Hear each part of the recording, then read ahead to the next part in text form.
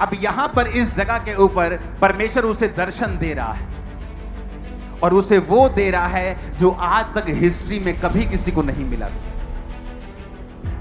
जो आज तक जब से धरती बनाई गई थी वो बातें किसी मनुष्य को नहीं बोली गई थी, जो यूहन्ना को इस जगह के ऊपर बताई गई।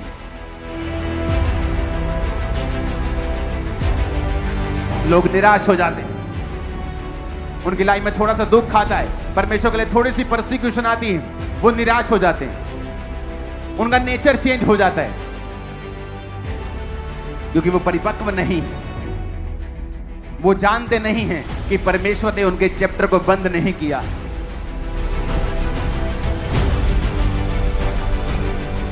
प्रकाशित वाक्य 1 अध्याय उसका 3 में लिखा है, धन्य है वो जो इस भविष्यवाणी के वचन को पढ़ता है और वो जो सुनता है और इसमें लिखी हुई बातों को मानता है, क्योंकि समय निकट है।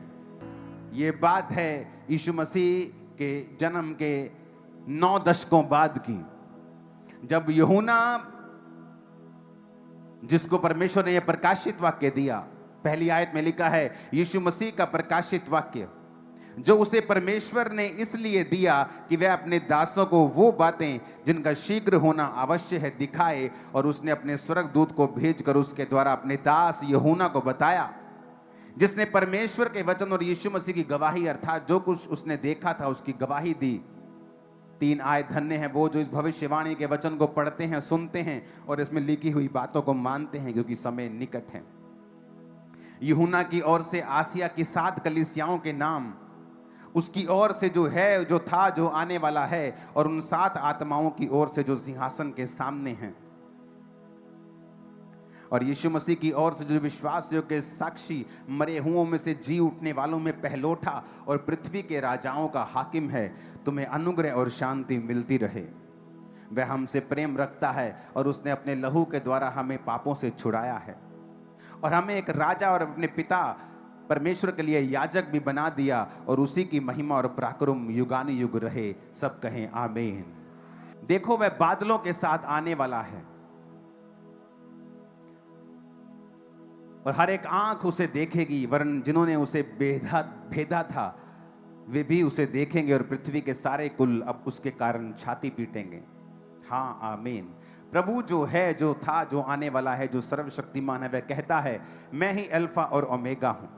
मैं यूहन्ना जो तुम्हारा भाई और यीशु के कलेश और राज्य और धीरज में तुम्हारा सहभागी हूं, परमेश्वर के वचन और यीशु की गवाही के कारण पतमुस नामक टापू में था। ये वहां पर इस वचन को लिख रहा है जिसका नाम है पतमुस, और ये पतमुस नामक जो टापू है ये 50 मील यानी 80 किलोमीटर के दूर है, जहां ये यूहन्ना रहता था। जब रोमी अंपायर ने यह देखा कि जो यूहन्ना है इसका इन्फ्लुएंस बढ़ रहा है, उनको धर्म से मतलब नहीं था, लेकिन उनको पॉलिटिकल मतलब था कि यूहन्ना का जो लोगों के ऊपर इन्फ्लुएंस है वो बहुत ज्यादा है। लोग यूहन्ना की बात बहुत ज्यादा मानने लगे थे, उन्हें मालूम था ये परमेश्वर का सच्चा दास है। तो लोग, जो पॉलिटिकल लोग थे, वो उससे भय खाते थे, और उन्होंने फैसला किया कि हम यूहन्ना को मार देंगे। और जब यूहन्ना को मारने का फैसला हुआ तो उसको बुलाया गया और उसको जलते हुए तेल में डाल दिया गया। और हिस्ट्री बताती है कि यूहन्ना जलते हुए तेल से बाहर आया और उसके शरीर पर एक भी खरोंच का निशान नहीं था। और ये देखकर वो डर गए, और उन्होंने 95 एडी में उसे पतमुस नामक टापू के ऊपर छोड़ दिया गया। ये पतमुस नामक टापू आज के देश, जो आज जहां पे है, उस देश का नाम है ग्रीस। और ये ग्रीस पे पतमुस नामक टापू, जो इसकी जगह इफिसुस, जहां ये पास्टर था यूहन्ना, इसको जब छोड़ा गया वहां से, ये 80 किलोमीटर दूर एक ऐसे आइलैंड पे छोड़ दिया गया जहां आज लोग छुट्टियां मनाने के लिए जाते हैं। उन आइलैंड्स के ऊपर उन दिनों में वो उन जगहों के ऊपर कोई ज्यादा फसल नहीं होती थी, जस्ट वो आइलैंड होते थे, पथरीले आइलैंड, या वहां सिर्फ पेड़, जंगली पेड़ होते थे। बस एक समुद्र के बीच में एक छोटा सा हिस्सा होता था, और वहां उसलिए लोगों को छोड़ दिया जाता था कि वो लोग वहां जाएं और वो भूख से मर जाएं। कुछ लोगों को जिनको ये मार नहीं सकते थे या मार नहीं पाते थे, पॉलिटिकली या मार नहीं पाते थे, विरोध के कारण या मार नहीं पाते थे, या यूहन्ना के कारण जो तेल से बाहर आ गया था मार नहीं पाते थे, तो उनको ये पतमुस नामक टापू के ऊपर छोड़ दिया करते थे। वहां पर उनको खाना नहीं दिया जाता था। तो मोस्टली जो कैदी पतमुस नामक टापू के ऊपर भेज दिए जाते थे, थोड़े ही महीनों के अंदर अंदर कम खाना खाने की वजह से उनकी डेथ हो जाती थी, वो कमजोर पतले हो जाते थे, फिर वो मर जाते थे। तो इसलिए कि यूहन्ना को वहां पे डाल दिया गया कि हम इसको वैसे मार नहीं पाए, तो ये अपनी मौत वहां पे मरे, और उनको मालूम था कि कुछ ही हफ्तों और महीनों में यूहन्ना वहां पे जाएगा, क्योंकि वो बूढ़ा हो चुका है। और जब उसको टापू के ऊपर छोड़ा, आप हैरान होंगे, आपकी क्रिश्चियन लाइफ कई बार ऐसे फेसेस से गुजरती है, ऐसे ऐसे कंडीशन से होके गुजरती है जहां आपको लगता है कि आप डेथ के करीब हैं, जहां आपको लगता है कि आपकी लाइफ बहुत बड़े ट्रबल में चली गई है, बहुत बड़े मुश्किल में चली गई है, जहां कोई रास्ता आपको नजर नहीं आता है, जहां आपके जैसे जो आपके दशा में लोग हैं वो मर रहे हैं आपकी आंखों के सामने, जिस तरह यूहन्ना की आंखों के सामने उस पतमुस नामक जो टापू था उसके कैदी मर रहे थे। ये ऐसा क्यों लिखा है? बाइबल में लिखा है, अन्याय क्यों नहीं सहते? जब लोग तुम्हारा विरोध करते हैं तो तुम आनंदित क्यों नहीं होते हो? अब यहां पर जो रोमी लोग हैं वो आनंदित हो रहे हैं कि हमने एक डिसाइपल को मार दिया, क्योंकि पतमुस नामक टापू से ये 90 साल का बूढ़ा ये वापिस जिंदा आने वाला नहीं है। कलीसियाएं दुखी हैं क्योंकि उनके सेवक को उठा लिया गया है, जो बिल्कुल एक गढ़ की तरह है। लेकिन आगे क्या हुआ? जिस गुफा में, जिस जगह के ऊपर यूहन्ना को परमेश्वर ने दर्शन दिया और कहा, जब उसने देखा तो उसने बाल श्वेत यानी वाइट हैं, जो बुजुर्गी को, समझदारी को दर्शाता है। हम बोलते हैं ना कई बार, यार तेरे तो बाल चिट्टे हो गए, हुण तां अकल दी गल कर ला। यानी जब बाल वाइट हो जाते हैं तो वो बुजुर्गी को, समझदारी को दर्शाता है। तो परमेश्वर के बाल जब देखे गए तो वो वाइट थे, उज्जवल थे, यानी वो समझदार है, वो बुद्धिमान है। उसकी आंखें आग की ज्वाला के समान थी। जब आप आग में चीजों को डालते हैं, जब आप सुनारे के पास जाते और बोलते ये सोना मेरा जरा करना, इसको बेचना है, तो वो आपकी शक्ल देख के आपको पैसा नहीं देता, वो सोने को आग में डालता है, क्योंकि आग झूठ नहीं बोलती, इंसान बोलता है। आग दिखा देती है कि इसमें कितना सोना है और कितना पीतल है और कितनी चांदी है और कितनी अशुद्धता है। तो जब परमेश्वर ये दिखा रहा है कि मेरी आंखें आग की ज्वाला के समान है, यानी मेरी आंखों से कुछ भी छुपा हुआ नहीं है, मैं तुम्हारे मन की बातों को भी जानता हूं, जो तुम्हारा दुश्मन सोचता है ये भी जानता हूं, जो तुम्हारे लोग सोचते हैं मैं ये भी जानता हूं।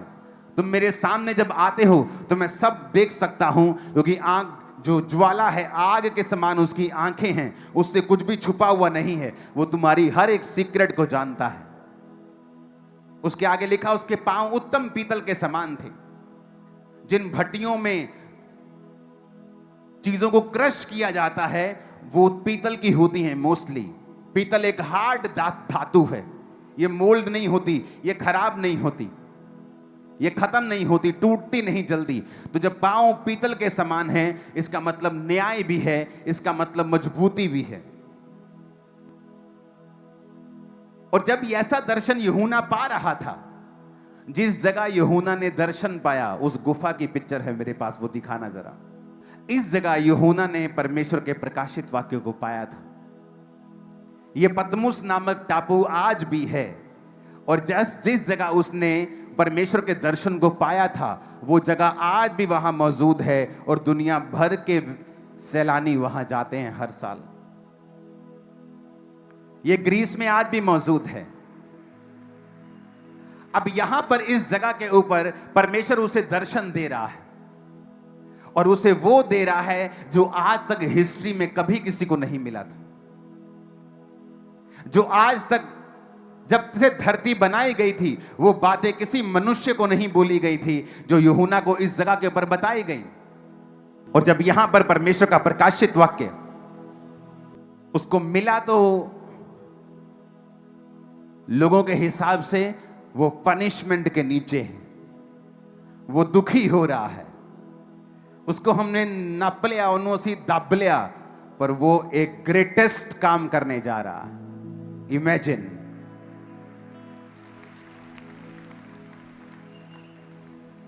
शैतान के हिसाब से इसे खत्म कर दिया गया है। परमेश्वर कहता नहीं, इस दुनिया का मालिक मैं हूं,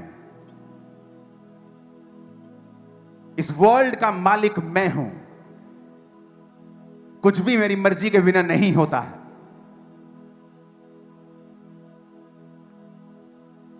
उन टापू में थोड़ी सी पॉपुलेशन पर यूहन्ना ने प्रचार किया, और जहां यूहन्ना को मर जाना चाहिए था भूख से, उसी टापू के लोग उसे खिलाते रहे, उसके चेले वहां पे खाना भेजते रहे। कुछ चेले वहां पे गए इंक लेके, पेन लेके, जो वहां तब के होते थे, खाना लेके, और जो कुछ यूहन्ना ने उन्हें लिखाया उसने वो लिखा। यूहन्ना जिंदा रहा, 18 महीने बाद फिर वापस लौट आया, और फिर अपनी पूरी उम्र भोग कर वो मरा और परमेश्वर में सो गया। जब परमेश्वर काम करने में आता है वो राजाओं को भी फेल कर देता है। वो ये दिखाता है कि मैं राजाओं का राजा हूं, ये हुकूमतें जो चला रहे हैं मैं इनके ऊपर हूं जो हुकूमत चला रहा हूं। जब कलीसियाएं सताव के नीचे होती हैं, उन्हें लगता है हम नष्ट हो रहे हैं। आप नष्ट नहीं हो रहे हो, आप एक ग्रेटेस्ट बीज बनने के लिए जा रहे हो। छत्तीसगढ़ की कलीसिया, मध्य प्रदेश कलीसिया, पंजाब कलीसिया, राजस्थान कलीसिया, आप एक बीज बनने जा रहे हो ग्रेटेस्ट हाइट के लिए जो परमेश्वर तैयार कर रहा है। मैं आपको बता रहा हूं, जब परमेश्वर ठान लेता है कि उसने काम करना है, शैतान को मालूम होता है कि यहां काम हो रहा है। वो जितनी मर्जी कोशिश कर ले, जितने मर्जी काम कर ले, जितने मर्जी कुछ भी कर ले, परमेश्वर के कार्यों को वो रोक नहीं सकता है। उस समय दुख लगता है कि ओह, यूहन्ना को कैसे बंदी बना लिया गया, परमेश्वर ने इसे छुड़ाया क्यों नहीं। लेकिन परमेश्वर जानता था कि मैंने इसे वो प्रकाशित वाक्य देना है जो पॉसिबल नहीं है इफिसुस में रहते हुए कि ये लिख पाए। तो परमेश्वर ने उस टापू में उसे भेजा जो बियाबान था, जो सुनसान था, जहां बहुत ही कम आदमी थे, बहुत कम, खाने नाम की कोई चीज नहीं उगती थी वहां पे। बहुत कम खा खा कर कहीं कहीं से कुछ खा लिया, कोई मछली खा ली, कहीं कोई नारियल पी लिया, तो लोग स्टारवेशन से, भूख से और कमजोर होकर वहां पे मर जाते थे। लेकिन परमेश्वर का कार्य देखो, वो कहता है सब बातें मिलकर भलाई को पैदा करती है जो मुझसे प्रेम करते हैं, अर्थात वो जो मेरी इच्छा के अनुसार बुलाए गए हैं। आपकी लाइफ में कई बार आपको लगता है कि ये क्या हो गया, इतनी बड़ी मुसीबत कैसे आ सकती है, लेकिन आप नहीं जानते उस मुसीबत से परमेश्वर एक बहुत ग्रेट चीज निकालने वाले हैं। वो ऐसी ग्रेट होगी सदियों तक याद रखा जाएगा उसे। वो ऐसी ग्रेट होगी जबकि 7 पीढ़ियों तक, 1000 पीढ़ियों तक जाएगी। वो ग्रेटनेस ऐसी आपकी स्पिरिट में परमेश्वर डाल देगा। जो श्राप आपकी जनरेशन से चलता आ रहा था, अब आपकी लाइफ में जो डीएनए वो चेंज हो चुका है, जो सक्सेस का डीएनए आपकी लाइफ में परमेश्वर डाल चुका है, वो जब तक यीशु मसीह नहीं आएगा, चाहे 1000 पीढ़ियां हो, अब वो पीढ़ी दर पीढ़ी आपकी लाइफ से जाएगा। क्या ये छोटी बात है चर्च? नहीं, ये छोटी बात नहीं है, क्योंकि परमेश्वर जो कर रहा है वो बड़ा है। जो आपकी लाइफ में वो कर रहा है वो बड़ा है। आपको स्पिरिचुअल आईज ओपन करनी होगी और परमेश्वर के सामने देखना होगा, क्योंकि वो आपकी लाइफ में उस छोटे से दुख से, उस छोटी सी पीड़ा से, उस छोटी सी परसिक्यूशन से जो आपकी लाइफ में हो रही है, वो बड़ा कुछ करने के लिए जा रहा है। लोग निराश हो जाते हैं, उनकी लाइफ में थोड़ा सा दुख आता है, परमेश्वर के लिए थोड़ी सी परसिक्यूशन आती है, वो निराश हो जाते हैं, उनका नेचर चेंज हो जाता है, क्योंकि वो परिपक्व नहीं है। वो जानते नहीं हैं कि परमेश्वर ने उनके चैप्टर को बंद नहीं किया है। हालेलुया। वो एक नई स्पीड के लिए उसने किया है। उसने थोड़ी देर के लिए आपको रोका है, आपकी सर्विस करने के लिए। उसने थोड़ी देर के लिए आपको स्टॉप किया है, आपको कूल करने के लिए। आप डबल स्पीड से आगे भागने वाले हैं। और आमीन खड़कने वाला चाहिए शैतान के कानों।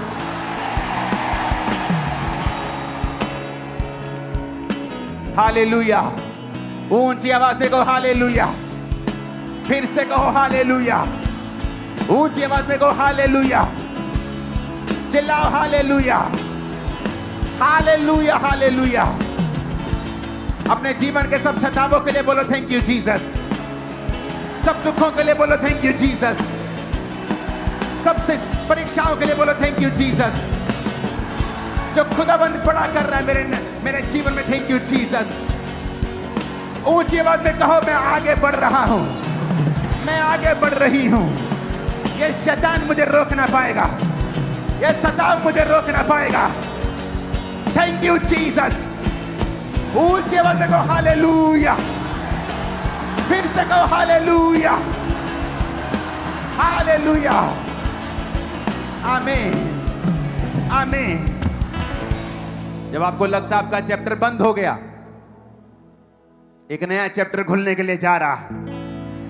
यह भविष्यवाणी आपके लिए, आपके परिवार के लिए, आपके कैरियर के लिए है। एक नया चैप्टर आपकी लाइफ में खुलने जा रहा है, जो आपकी लाइफ का मोस्ट ब्यूटीफुल चैप्टर होगा। ओ आमीन खड़कने वाले साथ चाहिए ऊंची आवाज के। आमीन, आमीन, आमीन, आमीन, आमीन, आमीन, आमीन। हालेलुया।